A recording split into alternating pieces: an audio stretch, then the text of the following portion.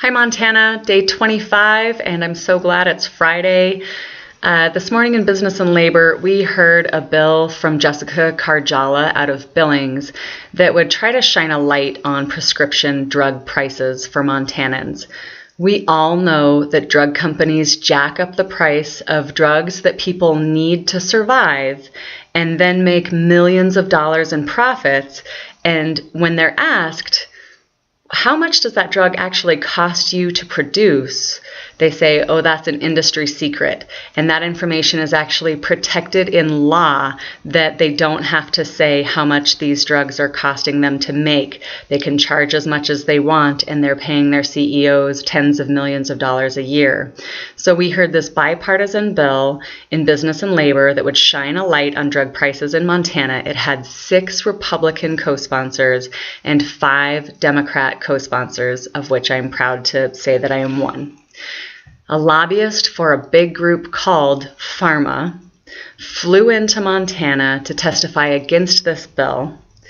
And it's important to note that this is a company that has funneled tens of millions of dollars to dark money PACs in order to get congressmen elected in D.C. who will then vote for industry-friendly bills. They're voting for Big Pharma. That's the same organization has spent millions of dollars lobbying Congress after they get them elected to pass bills that are friendly to their industry. So they're spending millions of dollars in 2 different ways, tens of millions of dollars in 2 different ways in DC, trying to make sure that their CEOs can make $45 million a year. And in fact, this lobbyist defended the $45 million annual salary of her CEO because of that person's incredible responsibility to their shareholders. When the sponsor of the bill said that perhaps the CEOs in these big pharma companies could make just a little tiny bit less so that patients could pay less for their drugs, the lobbyist literally sat in the audience and rolled her eyes at that.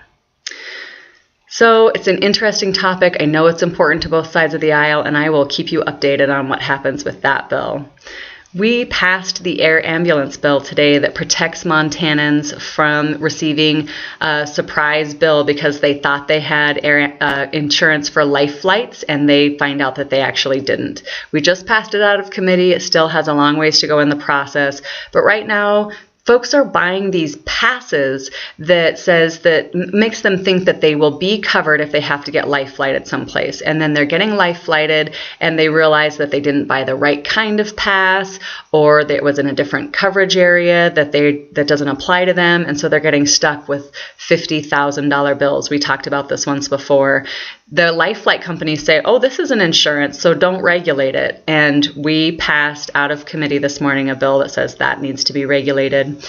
We heard from our superintendent of public instruction today on the House floor. She said that gifted and talented education and special education are major priorities for her office.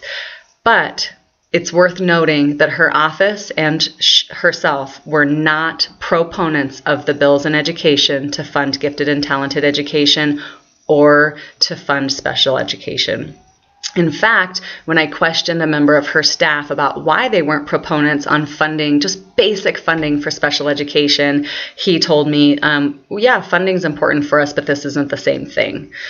She also said that suicide prevention is one of her top priorities. But it's worth noting that her office was not present as a proponent of the bill to fund suicide prevention programs in schools. So we're seeing a lot of political doublespeak, and I think that Montanans should be paying attention to this and holding these politicians accountable for it.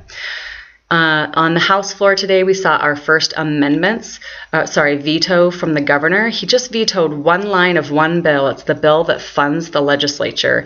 And he vetoed out these $3,000 stipends that the last legislature had voted in for itself. These stipends, $3,000 times 150 of us, go to help us communicate with constituents. And I know that representatives and senators spend some of their own money to get to meetings and to talk to constituents constituents. But I also know that in a time when we are not funding services for veterans and we're not funding services for senior citizens, it is not justifiable for us to give ourselves these stipends. And so the governor amended out that one piece, and the Republicans all voted to keep their stipends, even though they're going to be voting to not fund services for you. On the House floor, we saw bills on everything from privacy to the ethanol in our gas. We did some good work today, so a lot of interesting stuff happening. Thank you for paying attention to these videos, and I will see you on Monday.